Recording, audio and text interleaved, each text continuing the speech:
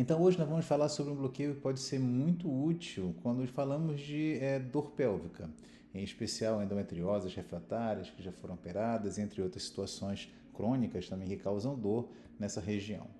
Eu me chamo Franklin Reis, sou médico neurocirurgião e especialista em dores crônicas. Hoje nós vamos ver então, antes de tudo, o que é esse bloqueio e também o que não é, para quem costuma ser indicado, a preparação, o que acontece antes do procedimento e no dia do procedimento, como costuma ser. Também vamos ver sobre após o procedimento, os cuidados de observação e alta e a recuperação, o que observar nos próximos dias. Além de entendermos também um pouco sobre riscos e sinais de alerta e quais são as perguntas que mais aparecem quando falamos desse tipo de procedimento em consultório. O que é esse bloqueio, então? Então, primeiramente que não é uma cirurgia de endometriose e muito menos é a cura. Então, aqui a gente está vendo como se fosse uma visão de frente, aqui a pelve, aqui a coluna, o final da coluna lombar e aqui o osso chamado sacro, né? Então, essa região é a região pélvica e os nervos que percebem a dor, eles acabam indo, na sua grande maioria, se reunir num plexo, que a gente chama de plexo hipogástrico. Esse plexo ele está localizado entre a quinta vértebra lombar e a primeira sacral, na grande maioria das pessoas. E esse aqui é o nosso alvo. Então, o bloqueio é feito nessa localização. É uma técnica para poder reduzir a dor e usa, conforme a gente acabou de falar, o chamado plexo hipogástrico superior. O objetivo aqui não é que a doença pare, a doença deixe de existir ou que atue de alguma forma na doença, e sim é melhorar a qualidade de vida através da melhora da intensidade da dor. E para quem está indicado? Dor pélvica importante, refratária, paciente que tem um trabalho limitado, a parte profissional, a parte pessoal, estudo, também a vida sexual também comprometida, paciente que tem crises frequentes, mesmo com o acompanhamento sendo feito da forma mais correta pelo seu médico dessa região, seja um ginecologista, um cirurgião da região abdominal. E lembrar que nem todos são candidatos. A avaliação tem que ser individual, um por um, fazermos essa análise, conforme eu acabei de falar. Ok. E o que acontece antes do procedimento? Uma consulta bem detalhada. Seu médico de dor, seu neurocirurgião, ele vai avaliar bem você para poder ver se você se encaixa naqueles pacientes que têm a possibilidade de melhora. Vai ser avaliado as medicações em uso, se usa anticoagulantes, algum medicamento que pode, porventura, complicar o procedimento em si. Se a paciente está grávida, uma condição fundamental.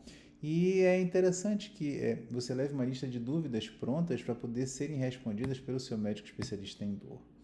No dia do procedimento, como é que costuma ser? Geralmente é feito sob sedação, não precisa de anestesia geral, né? O paciente fica de barriga para baixo, conforme nessa imagem está sendo mostrada.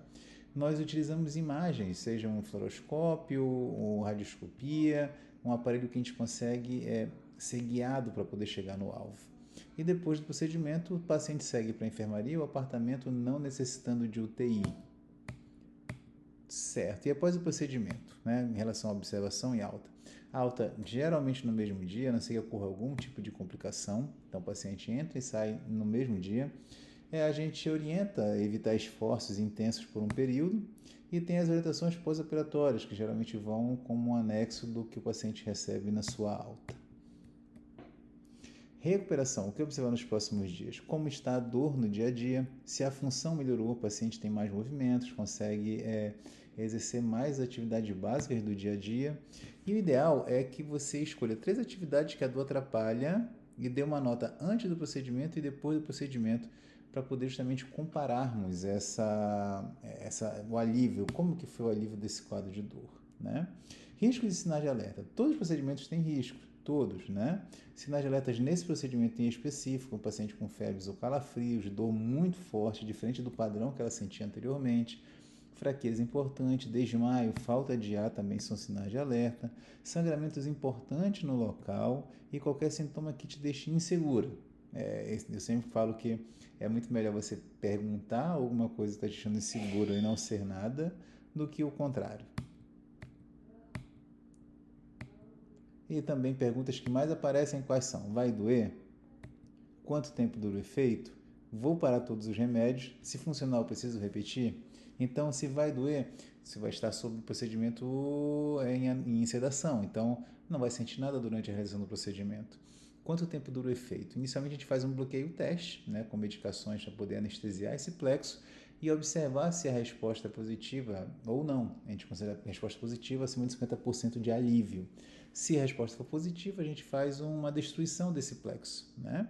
Vou parar todos os remédios? Inicialmente não. Inicialmente a gente vai continuar com os medicamentos e à medida que for passando o tempo e a evolução sendo acompanhada, a tendência é a gente reduzir esses medicamentos até um possível cenário de sonho, retirar todos.